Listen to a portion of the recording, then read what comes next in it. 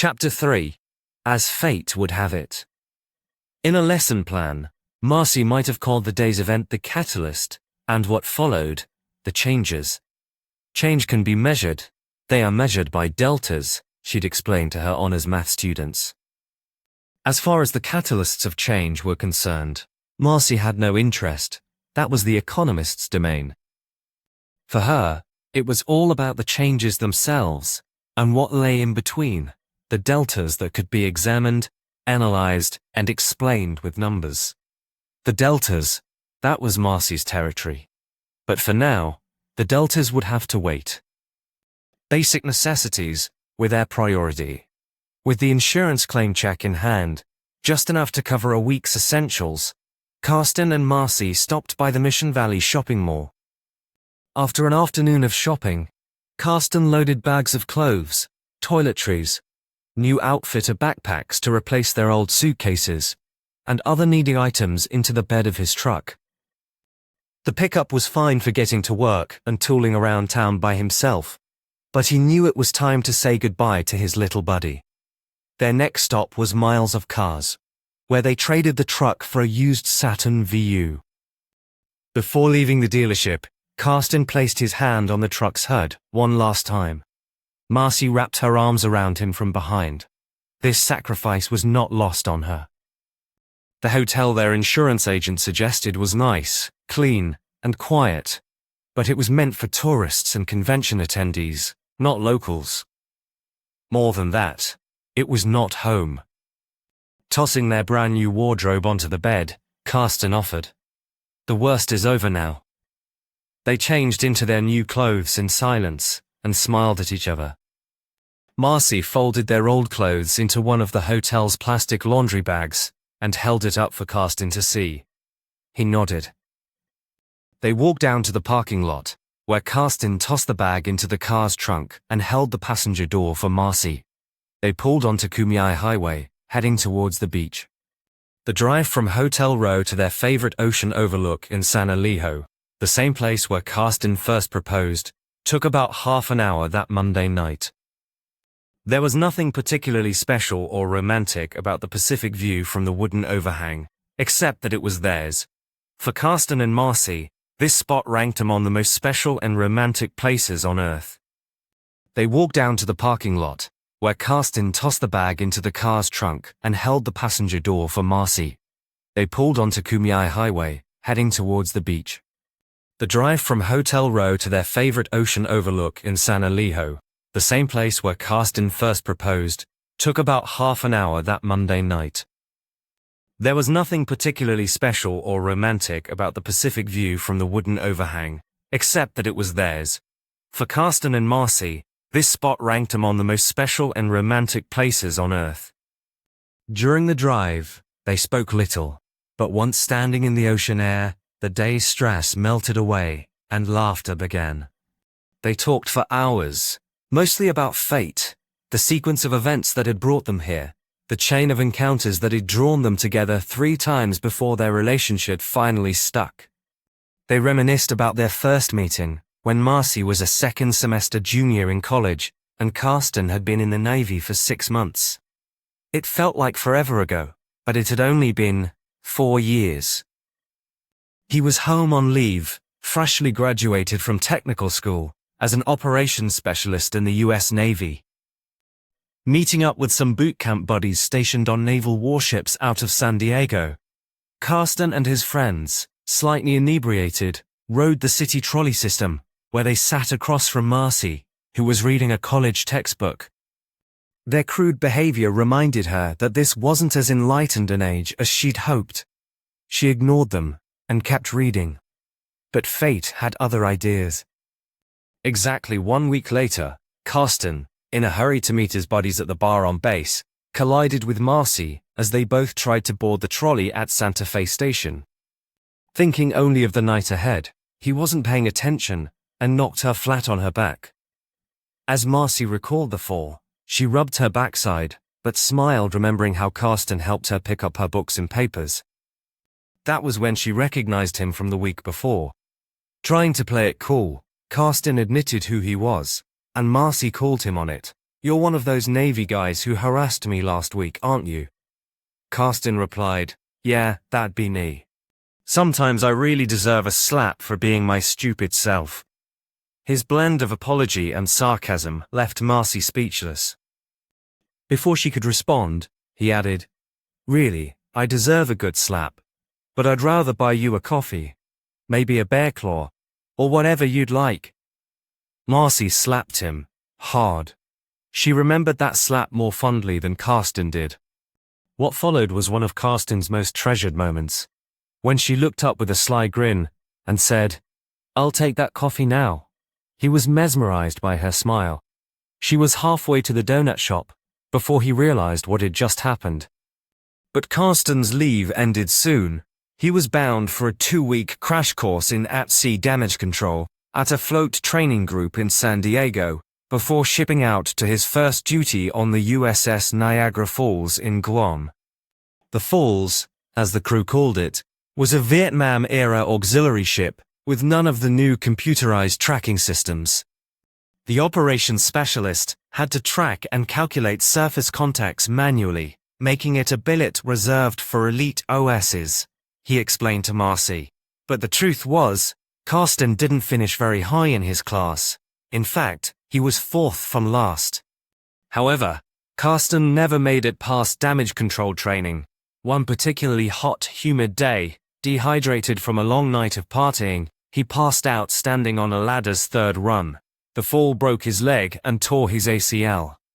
4 months later, including hospital and almost daily rehab, Carsten was medically discharged from the Navy. Marcy visited him at least 5 days a week. Soon after, Carsten became a civilian, his macho demeanor clashing with Marcy's know-it-all college attitude. They agreed to part ways. Their conversation on the overlook shifted to their second attempt. Not quite a year later, Marcy was student teaching in a rougher San Diego neighborhood. Her professor warned her, survive city heights, and you could teach anywhere. She remembered the neighborhood with discomfort. The students' lack of progress tested her dedication, pushing her near breaking. 4 months in, determined, she wore her fanciest dress, jewelry, and high heels the next day, hoping to model success. It didn't work. The boys ignored her. The girls wanted her jewelry. Midday, one heel broke. After class, rain poured as she approached her car, only to find it up on blocks, tires stolen. She stood in the wet parking lot and cried. Later, she crawled inside, head on the steering wheel. After composing herself, she made a plan, call friends to pick her up, abandon the car, and enlist in the Navy.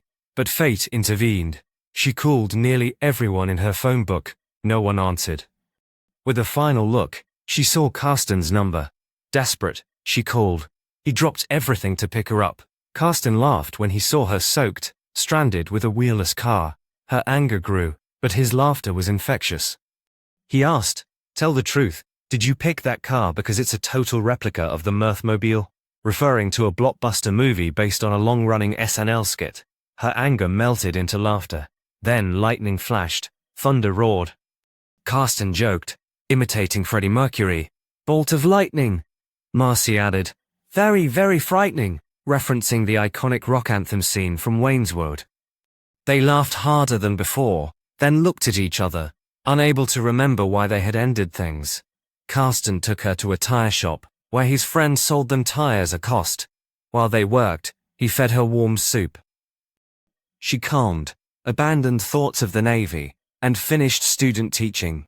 They dated again, almost a full year, before breaking up once more, this time on better terms. The reason was lost on Marcy, but Carsten admitted it was one of his many bad decisions. Being kicked out of the Navy, California's slow recovery from the recession, and his chronic job instability made him believe Marcy deserved better. So he ended it.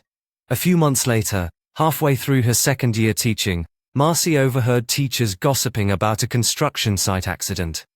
One of the construction workers had been nearly crushed when something heavy fell on his foot. She thought of Carsten but dismissed it as too slim a chance. Then she heard the name, Carlton or Carson or something like that. Back in the present, Marcy reminded Carsten. That time, I was the one who rescued you. He remembered her entrance. I must have looked pathetic, with my foot in a cast, on that old chair. You weren't pathetic, she said. You were vulnerable. She left out how she almost broke down on seeing him, but instead barked orders like a drill sergeant, which caught him off guard. He nodded when she said she'd move in, until he healed. Their lives had crossed again, and this time, before Carsten could walk without a limp, they married. She was still a know-it-all. He was still too macho for his own good. That was how their lives intertwined in a few years, merging onto a single path, leading to the present moment. They had no idea where the future would take them, but they knew their next step. Carsten left Marcy briefly to fetch the laundry bag, lighter fluid, and matches. Together they descended the wooden stairs to the cool, roiling Pacific. On the beach, knees wet from the salt water, they scooped a crater with their hands. Carsten dumped the laundry bag into the pit. Marcy soaked the clothes in lighter fluid and struck the match to reset their lives. Soon, a warm orange glow bathed the beach, flames reflected in the ocean foam. The bright moon overhead barely cast shadows. Marcy reached for Carsten's hand. He squeezed hers gently. A soft, sad smile spread across her lips. Their reverie broke with a shout from above. A rookie lifeguard wearing a gold nameplate that read, "Probationary Lifeguard, Palaver," ran down the stairs. "You can't have a fire here. Fires are prohibited on all public beaches." Carsten stood and brushed sand off. "Sorry, sir. We didn't know. We'll put it out right away." The lifeguard eyed them. "You look familiar. Where have I seen you to?" Marcy raised her eyebrows. "We were on the news today. Otherwise, we're nobody special." Recognition seemed to dawn on Palaver's face. "Oh, you're the ones whose car and house burned. That was all over the news. Sorry about your bad luck." He glanced at the fire pit. "Listen, no bonfires here. It's a stiff fine. But it looks like you've got this under control. I'm headed to patrol where the surfers camp. Camping's prohibited too. I'll check back in 20. We cool?" Carsten nodded, grateful. Marcy agreed. The rookie shrugged. "Least I can do, calm as a bitch, after all. You two be safe. And don't call me sir, dude.